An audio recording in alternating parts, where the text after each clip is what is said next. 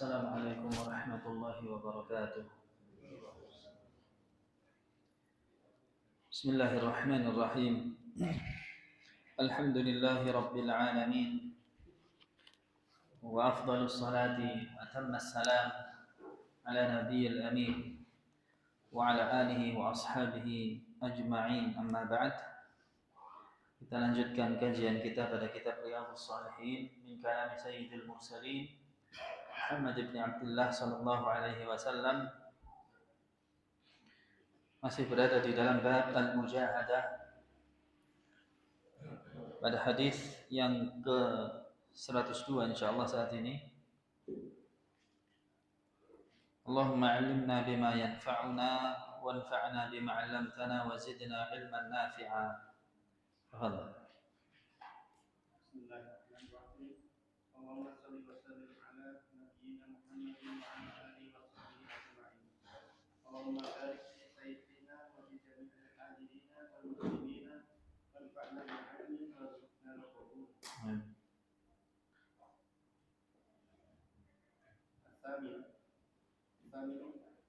an Abi Abdullah Hudzaifah bin Yaman radhiyallahu anhu qala Salaitu ma'an Nabi sallallahu alaihi wasallam zata laylah faqadah al-taqra fakul yarka'u indal mi'ah thumma nadha fakulu yusalli biha fi raq'ah famadha fakul yarka'a biha thumma ftataha an-nisa فقرأها ثم افتتحها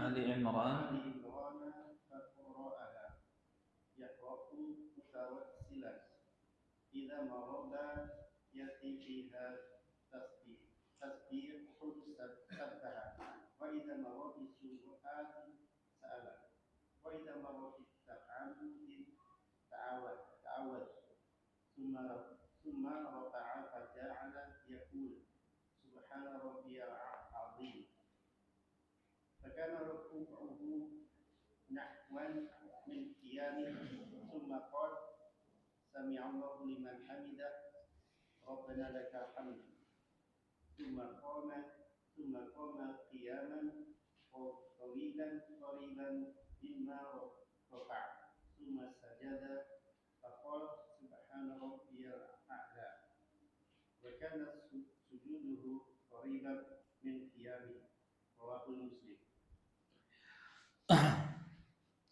Hadis yang ke-102 dalam kitab ini dan yang ke-8 di dalam bab ini dari Abu Abdullah Hudzaifah ibnul Yaman radhiyallahu anhuma mengatakan, aku pernah salat bersama Nabi sallallahu alaihi wasallam pada suatu malam. Faftatahal Baqarah. Kemudian beliau membaca surat Al-Baqarah. Setelah membaca Al-Fatihah kemudian Al-Baqarah. Faqultu yarka'u indal mi'ah. Ya. Aku mengatakan paling ini sampai ayat yang ke-100 ruku ini. Sampai ayat yang ke-100 apa? Ruku. Tsumma madha. Ternyata enggak. Melanjutkan beliau sallallahu alaihi wasallam. Faqultu yusalli biha fi rak'atin. Ya. Mungkin ini kataku di dalam hati, yusalli biha fi rak'atin. Mungkin ini selesai Al-Baqarah ruku. Ya. Kemudian famadha, ternyata terus dilanjutkan oleh Nabi sallallahu alaihi wasallam. Faqultu yarka'u biha thumma iftataha an-nisa. Ya. Ternyata Rasulullah melanjutkan dengan surat An-Nisa. Dengan surat An-Nisa. Faqara'aha, beliau membacanya. Thumma iftataha Ali Imran faqara'aha. Kemudian dilanjutkan dengan surat Ali Imran. Faqara'aha, beliau membacanya. Yaqra'u mutarassilan. Bahkan membacanya itu tarassul. Tarassul itu dengan tartil, dengan pelan-pelan. Bukan Alif Lam Mim Dzalikal kitabu la raiba fihi hudan lil muttaqin alladzina yu'minuna bil ghaib. Alif Lam Mim Dzalikal kitabu la raiba fihi hudan lil muttaqin. Gitu sampai Al-Baqarah selesai, An-Nisa, Al-Imran. Kemudian idza marra bi ayatin fiha tasbihun sabbah. Jika beliau melewati ayat-ayat yang isinya adalah memuji Allah Subhanahu wa taala, beliau bertasbih. Beliau bertasbih. Ya. Kalau lewat ayat-ayat yang isinya contohnya Subhanalladzi asra bi'abdihi lailan minal masjidil haram. Surat Al-Isra contohnya. Itu beliau bertasbih dia akhir ayat subhanallah. Ya. Atau sabbaha lillahi ma fis samawati wa ma fil ard. Subhanallah. Beliau gitu. Ya. Wa idza marra bisu'alin sa'al. Ketika beliau melewati ayat-ayat yang isinya perintah untuk berdoa kepada Allah, beliau berdoa. Beliau berdoa. Bayangkan, ini tidak mungkin dibaca dengan cepat. Jadi bacaannya perlahan karena sambil tadabbur. Sambil tadabbur ayat. Wa idza marra bi ta'awudzin ta'awwadha. Ketika beliau melewati ayat-ayat yang isinya itu adalah ancaman atau peringatan untuk minta perlindungan, beliau ta'awudz. A'udzu billahi minasyaitonir rajim. Beliau berta'awudz, minta perlindungan kepada Allah. Ya. Tsumma raka'a, kemudian beliau ruku', faja'ala yaqulu, kemudian dalam rukuknya beliau membaca subhana rabbiyal azim.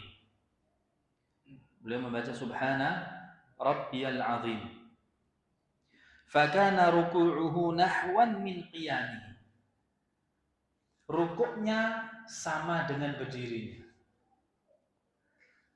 Ini salah satu sunnah ketika kita berdiri lama, rukuk diharapkan sama dengan berdirinya. Bukan sama contohnya berdiri lama, berdiri 30 menit, rukuknya 30 menit, tidak.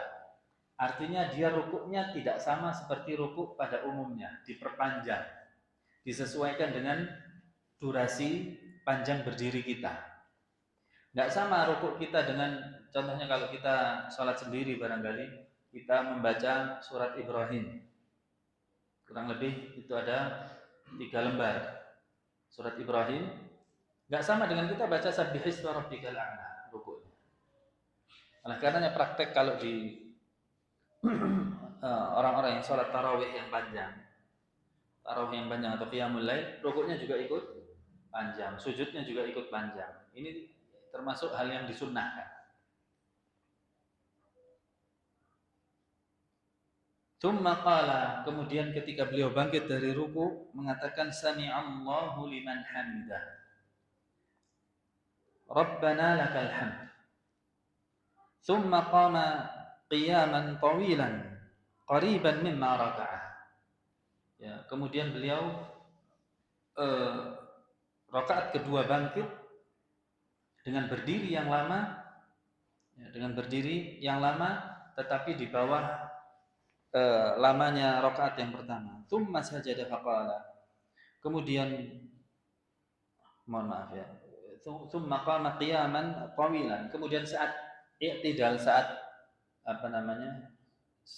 i'tidal setelah membaca Rabbana lakal hamd, beliau memperlama berdirinya. Ini juga sama. Setiap gerakan menyesuaikan dengan bacaan suratnya, panjang atau tidak. Kalau bacaan suratnya panjang, rukuknya ya panjang, i'tidalnya panjang. Terus baca apa? Ini subhanallah diulang-ulang.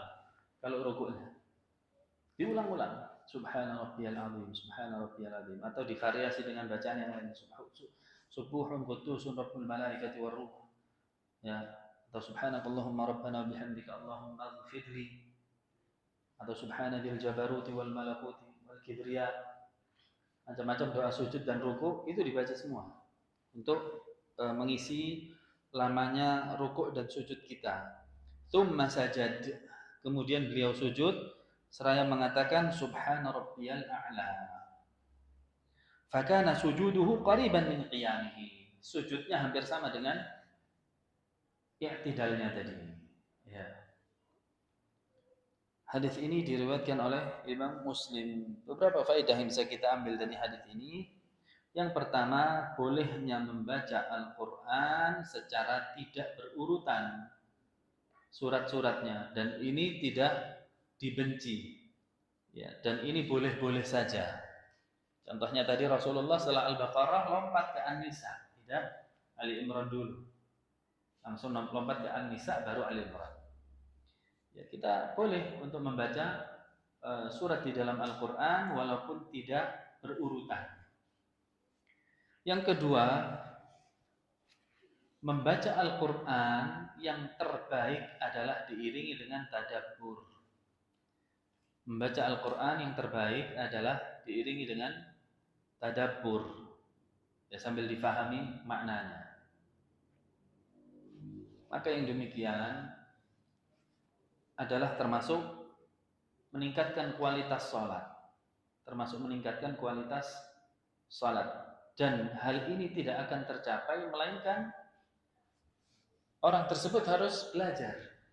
Ya, maka menunjukkan di sini segala macam syariat bisa meningkat kualitasnya dengan belajar. Faedah berikutnya, jawazu du'aillah wa su'alihi asna'a qiraatil Qur'an. Bolehnya berdoa kepada Allah Subhanahu wa taala di tengah-tengah membaca Al-Qur'an. Di tengah-tengah membaca Al-Qur'an. Ya, dan ini berlaku di dalam membaca Al-Qur'an sendiri kalau dia dalam kondisi sholatnya sholat sunnah. Ini sholatnya sholat sunnah, bukan sholat wajib. Ini tidak bisa dipraktekkan kalau kita jadi imam sholat wajib, sholat fardu. Ya. Kita mempraktekkan ini setelah Sabbihisma rabbikal a'la. Ini ada riwayat ketika Rasulullah sholat fardu. Adanya riwayat ketika beliau qiyamul lail, sholat tahajud. Kemudian ja'ala at-ta'dhim fi ar-ruku' wal a'la lis-sujud li'anna al-a'la ablaghu min at-ta'dhim was-sujud ablaghu min at-tawadhu'i lillahi faja'ala al-ablagh lil-ablagh. Allah Subhanahu wa taala menjadikan doa ruku' itu subhana rabbiyal azim. Artinya maha suci Allah yang maha agung. Maha suci Allah yang maha agung.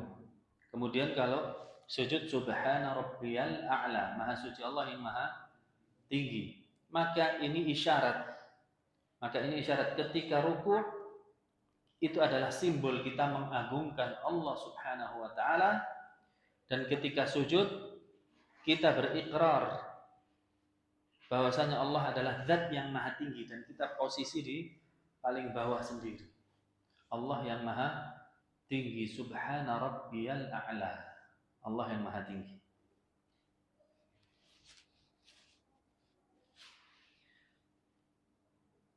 Kemudian berikutnya, asma'u suwaril Qur'an ma'lumatun lis-sahabati fi zamanir Rasul.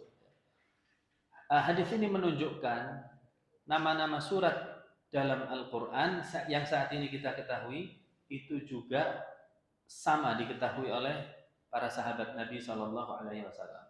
Di sini di dalam riwayat ini Hudzaifah menyebutkan Al-Baqarah, An-Nisa, Ali Imran. Sama, kita juga di sini Al-Baqarah, An-Nisa, Ali Imran, dan surat-surat yang lainnya penamaannya sama dengan yang diketahui mereka.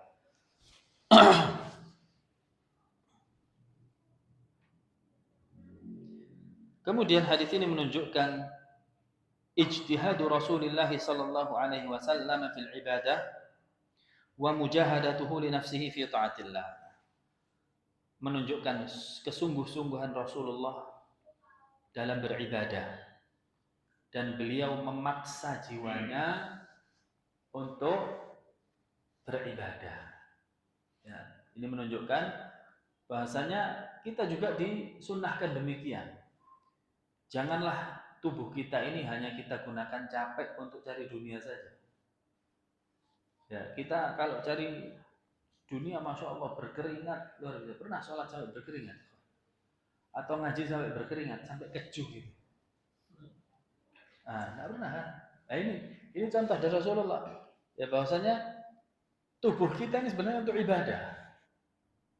Wa ma khalaqtul jinna wal insa illa liya'budun. Tidaklah aku ciptakan jin dan manusia kecuali hanya untuk beribadah. Pernahkah kita gunakan tubuh kita ya sampai lelah, capek karena ibadah, bukan karena cari dunia? Ya, masih ada kesempatan kita cari.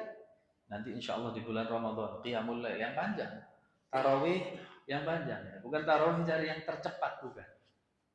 Justru itu ajang kita membuktikan ya bahwasanya tubuh kita ini untuk ibadah di bulan Ramadan. Puasa itu sudah membuktikan tubuh kita untuk ibadah. Kita nahan lapar, nahan haus sampai maghrib menggunakan tubuh kita karena Allah. Nah itu simbol ibadah. Untuk itulah kita diciptakan di dunia ini. Kita gunakan raga kita ini bersusah payah untuk ibadah. Ya. Tafadhal, haditsun ba'dahu.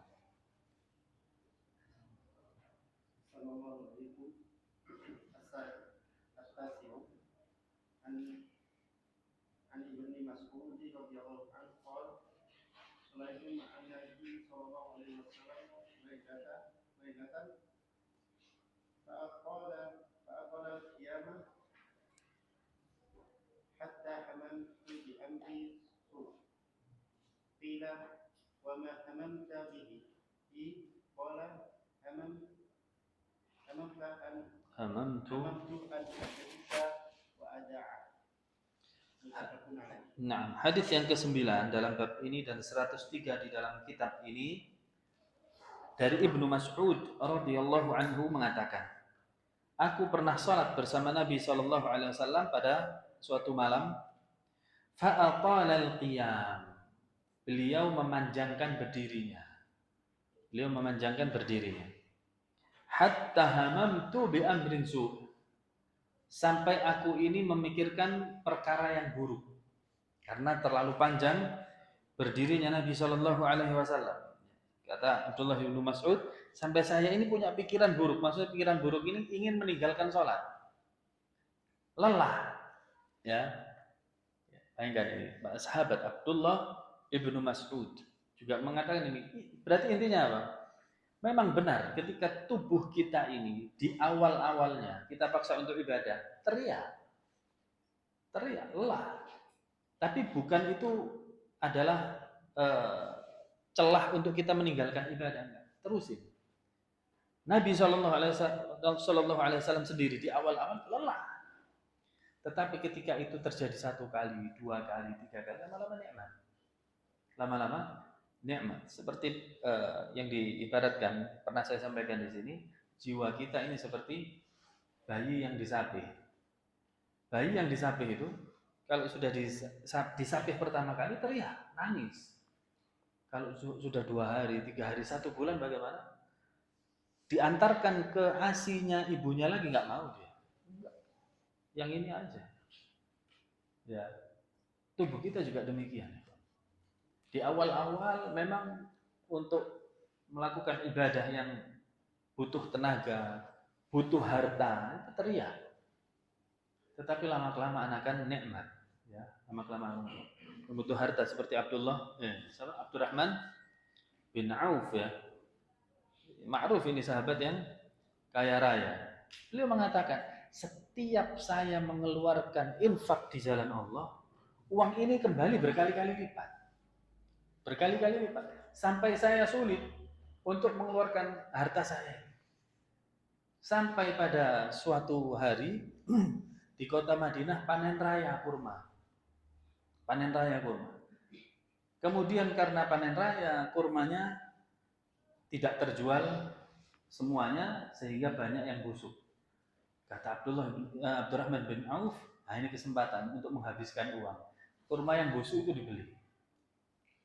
kurma yang busuk dibeli.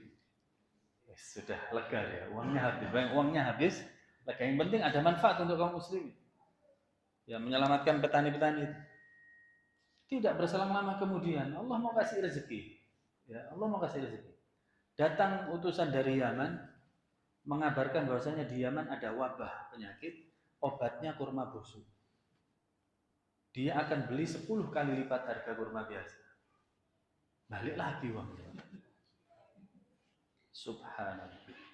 Ini siapa kira-kira? Rekayasanya manusia atau rekayasanya Allah? Semakin kita yakin kepada Allah, tawakal kepada Allah, itu justru solusi. Allah mengatakan, "Wa may yatawakkal 'ala Allahi fa huwa hasbuh." Barang siapa yang bertawakal kepada Allah, itu solusi. Itu solusinya. "Wa may yattaqillaha yaj'al lahu makhraja wa yarzuqhu min haitsu la yahtasib."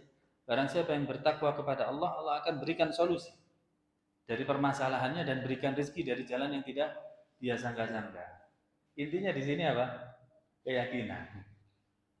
Ya, intinya di sini adalah keyakinan.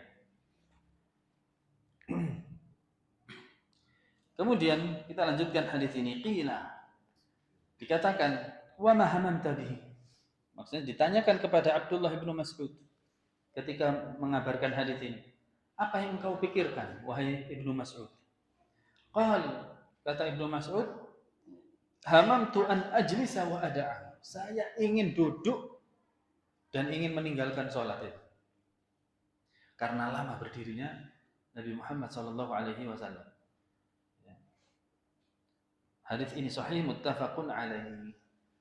Beberapa faedah yang bisa kita ambil dari hadis ini. Yang pertama, ikhtiyarun Nabi SAW tatwilu salatil lail.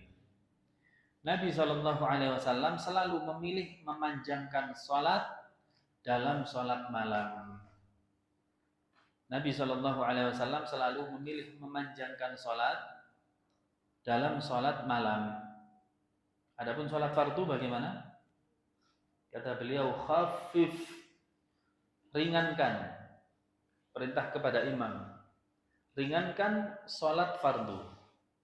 Ya, ringankan salat fardu karena di belakangmu belum tahu ada orang-orang yang punya hajat atau orang yang sudah tua, maka diringankan.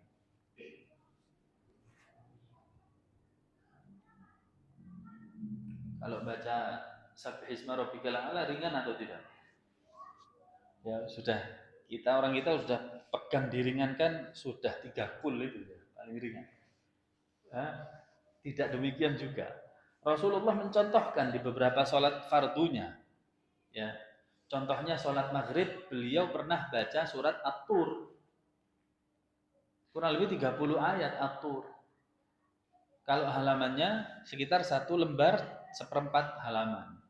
Ya, sama seperti An-Naba lebih dikit lah. An-Naba lebih dikit. Itu sholat maghrib pernah. Sholat subuh hari Jumat pernah ada riwayat rakaat pertama baca Alif Lam Mim Tanzil, itu surat As-Sajdah. Rakaat keduanya Al-Insan. Itu kata beliau takhfif, ini ringan. Ya, nah, dan yang terpenting kita lihat kondisi setempat. Kita ambil pertengahan, tidak terus 3 kul ya, tidak terus. Ya juga tidak terus-terusan apa? Yang panjang, sesuai dengan maslahat. Yang kedua, faedah kedua dari hadis ini, la ahadun yutiqu ma kana alaihi Rasulullah sallallahu alaihi wasallam fil ijtihad fil ibadah. Tidak seorang pun yang mampu menandingi kesungguhan Rasulullah di dalam beribadah. Ya, tidak ada seorang pun yang mampu menandingi. Bahkan para sahabat juga di sini tidak mampu menandingi ibadahnya Rasulullah sallallahu alaihi wasallam. Ya. Tapi hal ini bukanlah sebagai hal yang melemahkan semangat kita, ikhwan. Justru Rasulullah berbuat seperti itu contoh bagi umatnya. Walaupun kita tidak mencontoh seperti baca surat Al-Baqarah sambung An-Nisa sambung Ali Imran, tetapi minimal kita memanjangkan sholat malam kita, karena disitulah tempat Allah Subhanahu wa ta'ala turun ke langit dunia mendengarkan hajat dari makhluknya. Nah, Kemudian faedah berikutnya menyebut di hadis ini menyebutkan keutamaan Abdullah ibnu Mas'ud, ya, menyebutkan keutamaan Abdullah ibnu Mas'ud dan kesungguhan beliau di dalam beribadah, serta semangat di dalam mengikuti Rasulullah untuk menerapkan sunnahnya, semangat di dalam mengikuti sunnah Nabi Sallallahu Alaihi Wasallam.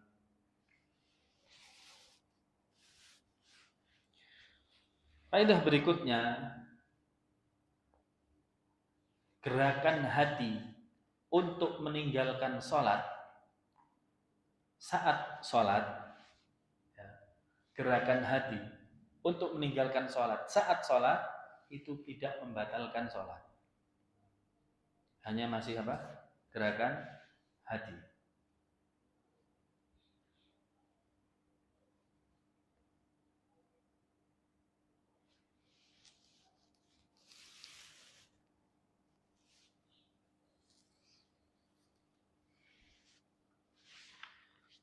Nah, berikutnya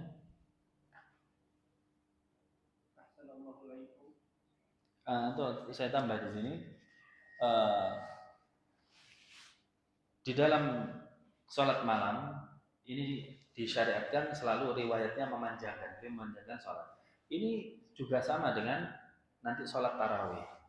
Sholat tarawih ini juga sholat malam, bagian dari sholat malam, dan di situ juga disunnahkan untuk agak dipanjangkan. Barang siapa yang tidak mampu memanjangkan berdirinya, bagian ulama mengatakan maka banyakkanlah rakaatnya. Barang siapa yang tidak mampu memanjangkan berdirinya, maka panjangkanlah rakaatnya. Seperti contoh yang ada di Masjidil Haram, rakaatnya diperbanyak. Maka di sini juga disebutkan as-sunnatu fi qiyamil lail tatwilul qiraah.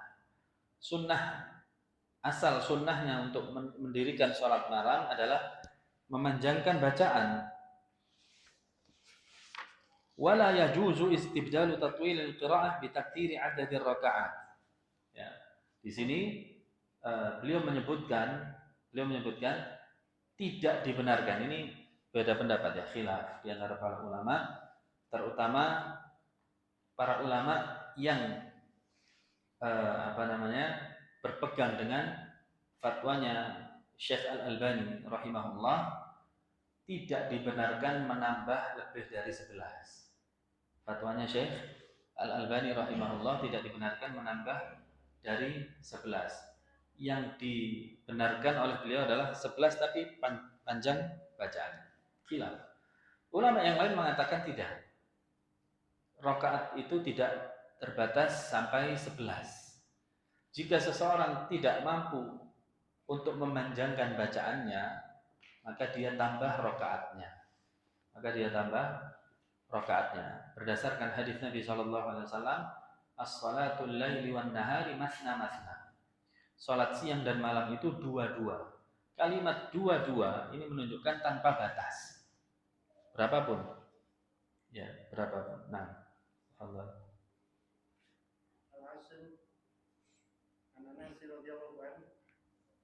Rasulullah sallallahu alaihi wasallam qala yad'u al-mayyita thalathatu ahluhu wa maluhu wa 'amaluhu wa yarji'u nani wa yabqa wahidu yarji'u ahluhu wa maluhu wa yabqa 'amaluhu. Hadis berikutnya dari Anas radhiyallahu anhu, dari Rasulullah sallallahu alaihi wasallam, beliau bersabda, yatba'ul mayyita thalatha. 3 hal yang mengikuti mayit untuk menuju kuburnya. Ahluhu wa maluhu wa amaluhu. Keluarganya, hartanya, dan amalnya. Fayarji'u thnani wa yabqa wahid.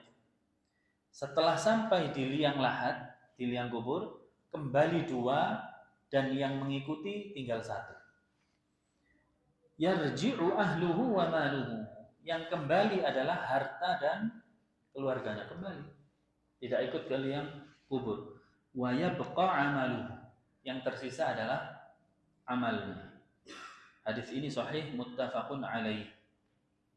Faedah dari hadis ini yang pertama adalah hadis ini dimasukkan oleh penulis Al-Imam An-Nawawi di dalam bab ini, bab semangat beribadah, sebagai bentuk motivasi bahwasanya hal yang membersamai kita kelak bukanlah harta yang kita cari.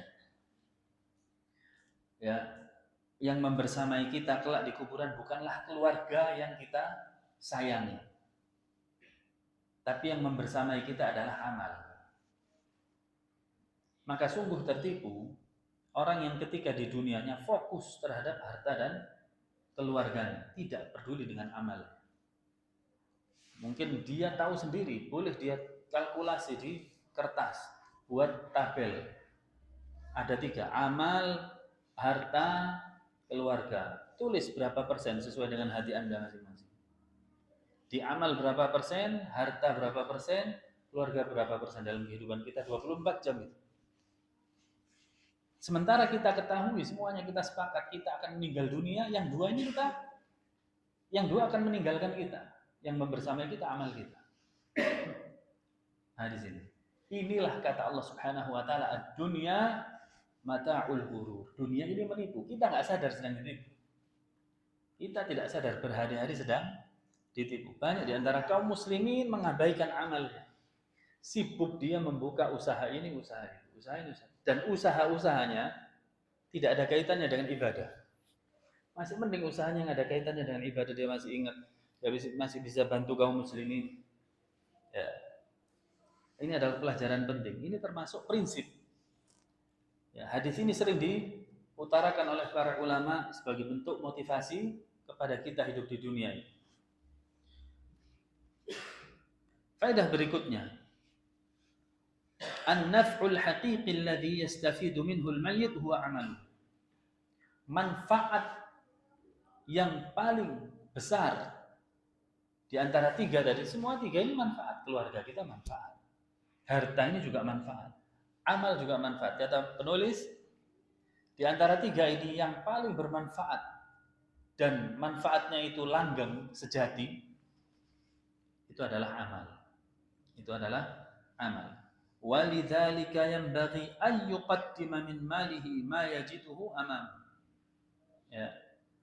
Amma idza tarakahu khalfa dhahri fa huwa malu warithi. Oleh karena itu wajib bagi setiap orang untuk meletakkan amalnya itu di atas segalanya. Meletakkan amalnya di atas segalanya. Adapun hartanya, harta yang kita kumpulkan ini akhirnya jadi waris. Akhirnya jadi waris. Nah, makanya Allah Subhanahu Wa Taala mengatakan di dalam Al-Quran, ya, innama amwalukum wa auladukum fitnah. Sesungguhnya harta kalian dan anak-anak kalian itu adalah fitnah, adalah ujian. Kapan dia berhasil dari ujian dan kapan dia gagal dari ujian? Seseorang akan berhasil dari ujian ketika dia benar-benar menjalankan harta dan keluarganya di jalan Allah. Maka orang yang demikian, harta dan keluarganya dilakukan di jalan Allah, semuanya bernilai ibadah. Ya. Dan orang yang gagal di dalam ujiannya adalah ketika dia fokus terhadap harta dan keluarganya dan mengabaikan ibadah, mengabaikan amal. Nah, berikutnya.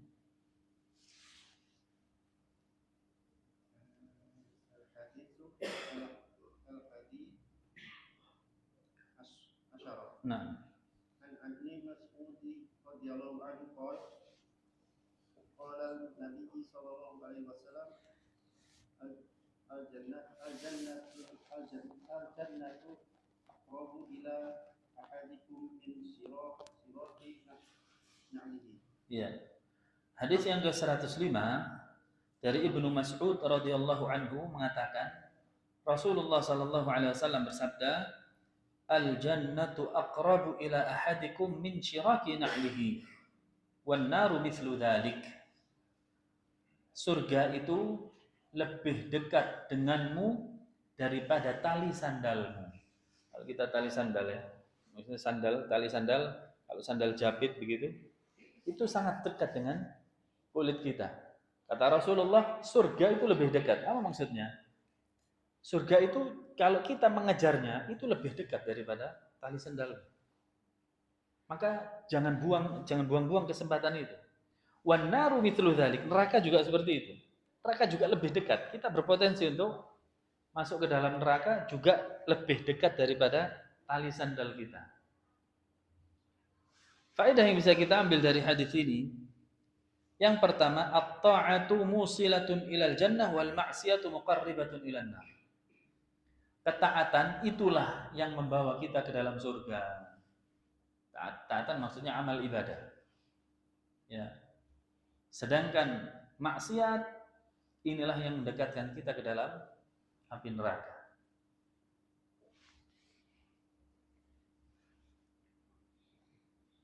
Faedah kedua dari hadis ini, at-ta'atu wal ma'siyatu qad takunu fi aisaril asya. Antara ketaatan dan maksiat ini sangat berdekatan. Ya, sehingga kita berpotensi untuk menjalankan keduanya. Jika kita meninggalkan salah satunya, pasti kita terjerumus ke dalam yang lainnya. Kalau kita meninggalkan ketaatan, pasti kita terjerumus dalam maksiat. Begitu pula kalau kita meninggalkan maksiat, kita mudah akan mengamalkan ketaatan. Ini yang dimaksud lebih dekat dari tali sandal kita. Saya ulang, bahasanya ketaatan dan maksiat ini berdekatan. Jika kita meninggalkan salah satunya, kita akan mudah menjalankan yang lainnya. Kalau kita mengarahkan orientasi kita menuju ketaatan, pasti kita meninggalkan maksiat. Sebaliknya, kalau pikiran kita selalu memikirkan maksiat, pasti kita meninggalkan ketaatan. Seperti orang yang mengarah ke timur, tidak mungkin dia mengatakan, saya ke timur sambil ke barat. Kalau dia ke timur, pasti meninggalkan barat. Begitu juga ke barat meninggalkan timur. Ya.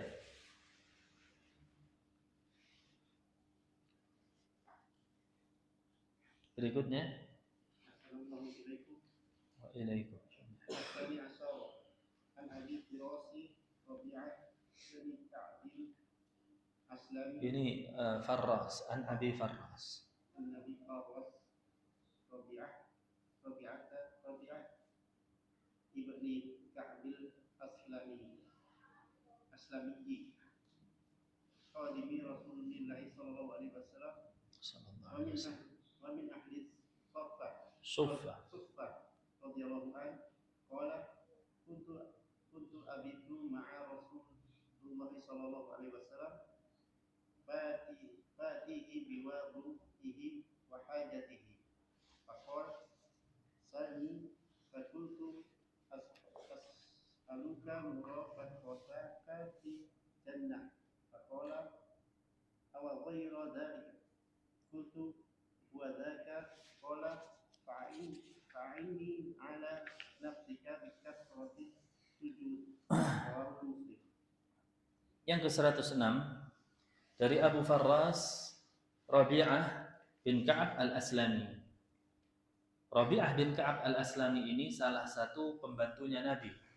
Ya, sama seperti Anas bin Malik, pembantunya Nabi. Kemudian ada Rabi'ah. Ya, ini juga termasuk pembantunya Nabi Muhammad SAW. Kalau maulanya, mantan budaknya adalah Zaid bin Harithah, salah satunya. Beliau mengatakan, wa min ahli suffah. Ya. Dan Rabi'ah ini termasuk ahli suffah. Ahli suffah adalah orang-orang yang tinggal di belakang Masjid Nabawi. Dan itu adalah fakir miskin. Di antaranya Abu Hurairah juga di sana. Qala mengatakan, kuntu abitu ma'a Rasulillah sallallahu alaihi wasallam. Saya pernah bermalam di rumah Rasul sallallahu alaihi wasallam. Fa'atihi biwudu'i. Kemudian saya mendatangkan atau memberikan kepada beliau air untuk wudu.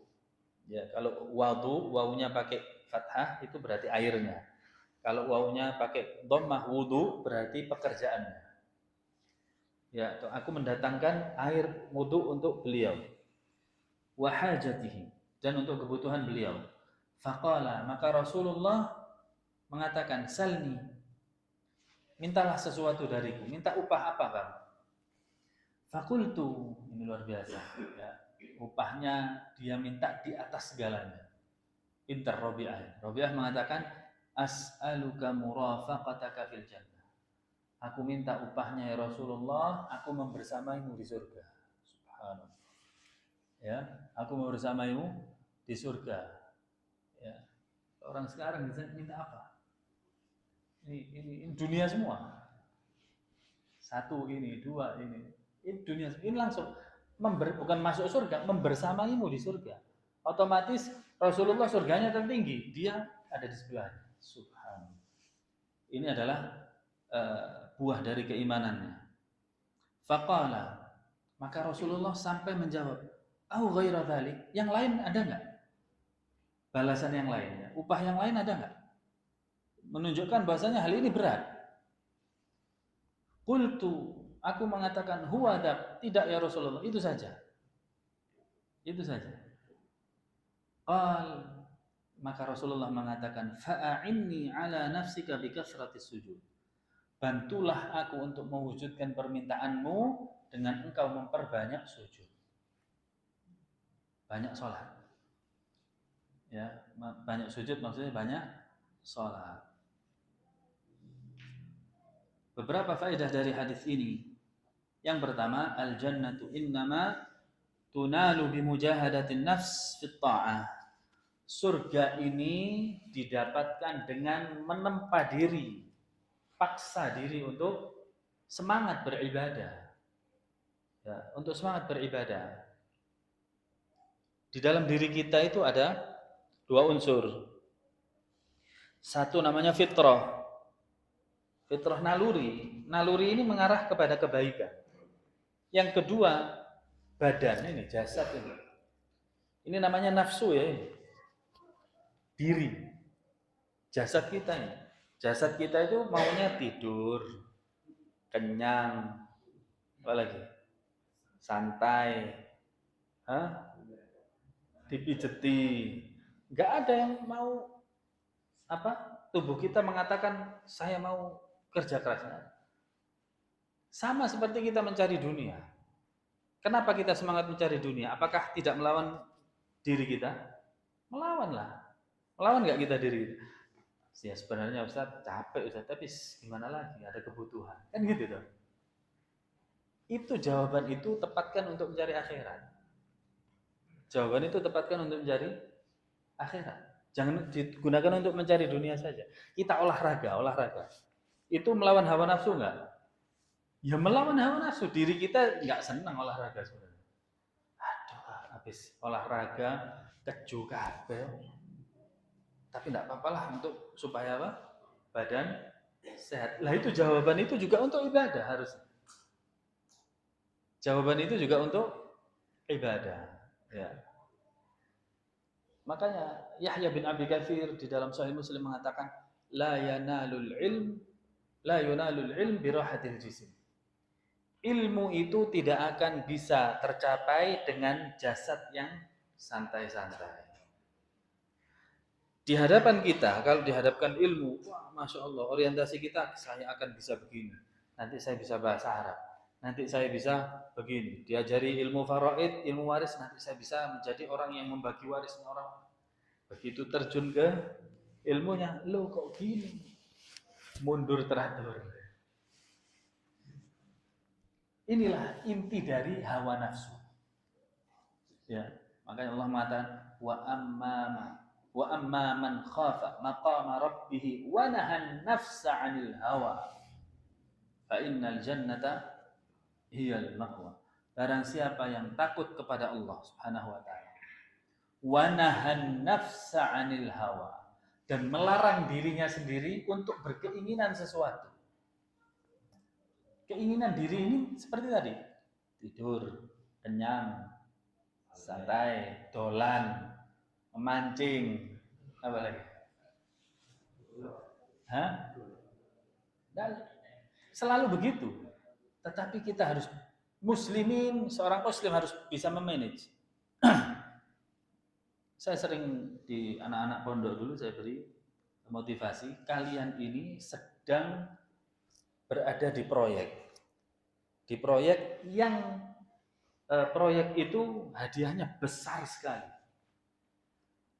Yaitu surga. Coba lihat orang yang proyek ratusan miliar. Apakah effortnya, kerja kerasnya sama dengan orang yang jual barang ini? Bukan merendahkan ini, ya hanya perbandingan. Jual nasi bungkus atau nasi pecel atau jual makanan biasa. Apakah sama? Nggak sama. Mana yang lebih keras? Semakin besar hasilnya semakin keras kerjanya. Nah ini kita mau masuk surga terus kemudian emang kita anggap surga ini lebih kecil dari nasi pecel? Kan nggak mungkin. Ya. Kita harus rumongso jamaah sekalian. Kita kalau ingin masuk surga sudah kencengin. Ya, dikencengin, dipaksa diri. Bukan santai. Ya, termasuk yang pertama kali ini adalah duduk di majelis ilmu. Ini sumber dari segala macam kebaikan. Sumber dari segala macam kebaikan. Nah, kemudian faedah berikutnya. Di dalam hadis ini kita bisa saksikan bahwasanya semangatnya para sahabat untuk mendapatkan kesuksesan berupa surga, bukan dunia. Ya, wallahi mereka adalah orang-orang yang orientasinya surga. Hatta Abdurrahman bin Auf yang banyak dijadikan oleh kaum muslimin sekarang sebagai simbol apa? Konglomerat muslim, tapi yang dilihat sisi konglomeratnya. Ya, wallahi semua mereka termasuk Abdurrahman bin Auf orientasinya adalah surga, jannah. Dunia itu ikut nanti. Dunia itu ikut. Ya. Tapi kalau kita orientasinya dunia di dalam hadis sahih dari Nabi sallallahu alaihi wasallam, barang man dunya akbar hammi. Barang siapa yang orientasi terbesarnya dunia, apa kata Rasulullah? Farraqallahu syamlah. Allah cerai-beraikan urusannya. Ya. Dan tidak akan ditambah rezekinya melainkan yang ditulis oleh Allah. Maksudnya rezekinya tidak berkah. Barokah di dalam rezekinya tidak diberikan oleh Allah Subhanahu wa taala. Nah, tafadhal adzan dulu. Kita lanjutkan setelah adzan sedikit. Barakallahu. Kita lanjutkan sedikit faedah berikutnya dari hadis ini menunjukkan bahwasanya orang-orang terdekat Nabi Shallallahu Alaihi Wasallam rata-rata dari golongan fuqara, dari golongan orang fakir, dari golongan orang yang lemah. Dan hal ini sudah tertuang di dalam Injil, dalam Taurat. Ya. Bahkan nabi-nabi sebelumnya juga sama demikian. Ya, karena memang orang-orang yang lemah itu tidak ada alasan untuk menolak dakwah. Tapi orang kalau sudah punya uang, punya power, siapa Anda kok mendakwahi saya? Tanpa Anda saya tetap hidup. Tanpa Anda orang-orang banyak mendekat ke saya, atau orang yang punya jabatan barangkali didakwahi susah. Sampai saat ini dan sampai kapanpun sudah sunnatullah yang mendekat kepada al-haq, dakwah kebenaran orang lemah. Ya. Dan ini seperti yang dikatakan oleh Hiraqla kepada Abu Sufyan. Saat itu Hiraqla, kaisar Romawi, memanggil Abu Sufyan. Ngetes. Hiraqla ini ahlul kitab, orang baca kitab, punya ilmu. Wahai Abu Sufyan, orang yang mengaku nabi di daerahmu itu bagaimana ciri-cirinya? Apakah kalian memerangi dia? Kata Abu Sufyan, iya. Siapa yang menang? Mutadawilun. Kadang dia, kadang kami. Hiraqla mengatakan satu, ini sama dengan yang ada di Injil. Yang kedua, apakah pengikut-pengikutnya berasal dari golongan yang kaya? Tidak. Pengikutnya dari orang-orang lemah. Dua ciri-ciri Nabi. Ya. Oleh karenanya Hiraqla ini sempat, Hiraqla atau di dalam bahasa Romanya Heraklius, sempat mendakwahkan Islam kepada wazir-wazirnya, menteri-menterinya, akan tetapi dibantah. Sedangkan dan Herakla di situ lemah, dibantah oleh wazir-wazirnya, akhirnya mengatakan, enggak, saya ini cuma ngetes kalian. Herakla pun ternyata tidak mau masuk ke dalam Islam hanya karena takut kehilangan rakyatnya. Faedah berikutnya, di antara bentuk akhlak yang mulia, ini penting ikhwan, termasuk akhlak yang mulia, an tukafi'a man asda ilaika ma'rufan. Membalas orang yang berbuat baik pada kita. Orang yang ngasih kita sesuatu itu sama dengan kita hutang kepada dia. Walaupun bukan dengan akad hutang ya. Rasulullah mengatakan, balaslah orang yang memberimu kebaikan. Jika engkau tidak mampu membalas dengan hal yang serupa, katakanlah jazakallahu khairan. Itu doa. Jazakallahu khairan. Semoga Allah membalasmu dengan kebaikan. Kalau minimal kita tidak bisa membalas yang serupa, doakan dia. Contohnya ketika ada orang yang memberi kita makan, ya, mentraktir makan contohnya. Tanpa sepengetahuannya disunahkan kita untuk berdoa, Allahumma at'im man at'amani wasqi man saqani. Ya Allah, berikanlah makan kepada orang yang memberikan makan aku, dan berikanlah minum kepada orang yang memberikan minum aku. Dan di dalam hadis lain, orang yang berdoa tanpa sepengetahuan orangnya, malaikat mengatakan amin walaka bimitsli. Amin dan bagimu hal yang serupa. Atau didoakan Allahumma, dalam sebuah riwayat sebutkan Allahumma barik lahu fima razaqtahu waghfir lahu warhamhu. Ya Allah, berikanlah barokah kepada dia atas rezeki yang engkau berikan kepadanya, ampuni dosanya dan kasihilah dia.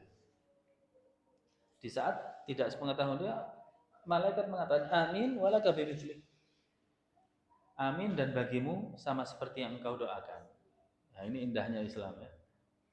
Kalau kita mampu untuk membalas yang serupa, balas. Ya, kata Rasulullah SAW, tahabu. Saling memberi hadiahlah kalian, niscaya kalian akan saling mencintai. Nah, kita cukup sampai di sini dulu. Afdal jika ada yang mau ditanyakan sebelum diakhiri, barakallahu fiikum. Ya, nah.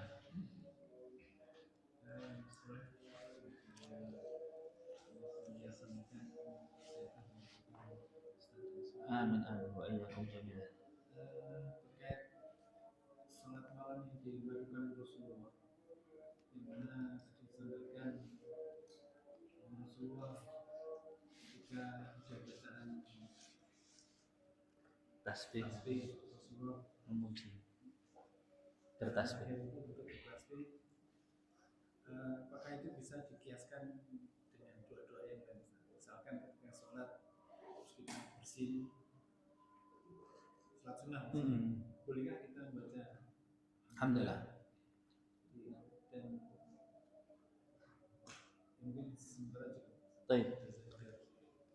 Untuk bersin ada dalilnya sendiri, ya, ada dalilnya sendiri.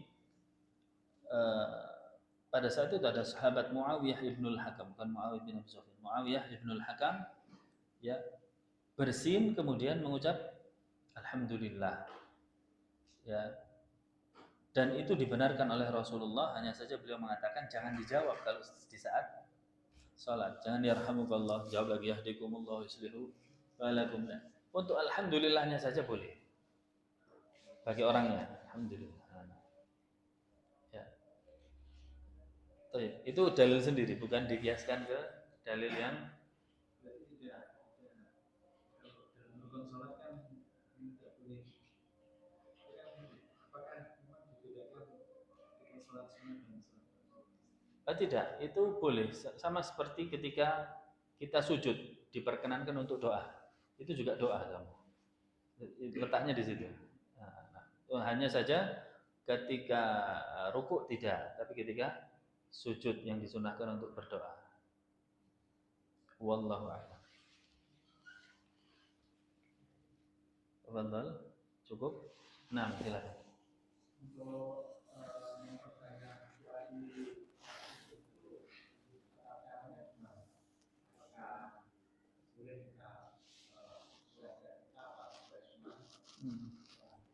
Nah, di dalam sujud kata Nabi SAW, aksiru bid-du'a. Perbanyaklah doa. Di sini para ulama mengatakan yang paling afdol di saat sholat tentu yang berbahasa Arab. Kalau kita urutkan yang paling afdol, bahasa Arab plus ada nas dalilnya. Contohnya setelah kita membaca doa sujud, kemudian mau berdoa, imam masih belum bangkit, Rabbana hab lana min azwajina wa dzurriyyatina qurrata a'yun waj'alna lil muttaqina imama. Rabbana atina fid dunya hasanah wa fil akhirati hasanah wa qina adzaban nar. Ini kan teksnya nukil dari Al-Qur'an. Atau contohnya yang lain, Allahumma inni as'aluka ilman nafi'a wa rizqan thayyiban wa amalan mutaqabbala. Nukil dari sunnah. Ini yang terbaik. Karena doa itu yang ada di dalam Al-Quran dan Sunnah pasti semuanya sudah mencakup hajat hidup kita. Tapi kalau kita mau spesifik atas permintaan kita sendiri boleh. Berarti derajat kedua bahasa Arab lagi, tapi yang tidak teksnya tidak nukil langsung dari Al-Quran dan Sunnah boleh. Jika kita tidak satu dan tidak dua bahasa masing-masing untuk kehati-hatian.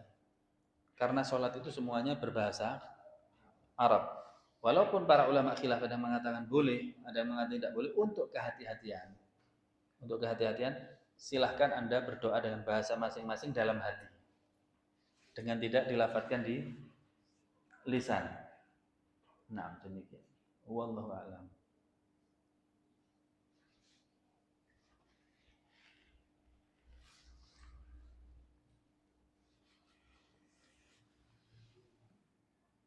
Cukup ikhwan? Kalau sudah, kita tutup majelis ini. Semoga Allah Subhanahu wa taala memberikan istiqamah kepada kita di jalan ilmu dan amal. Rabbana afrigh 'alaina sabran wa tsabbit aqdamana wansurna 'alal qaumil kafirin.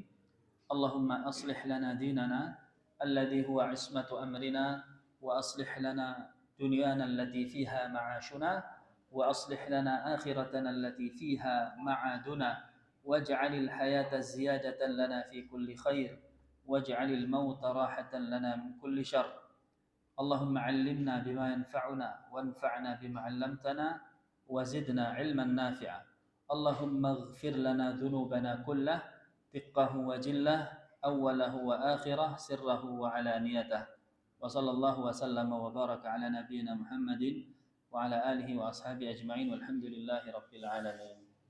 السلام عليكم ورحمة الله وبركاته.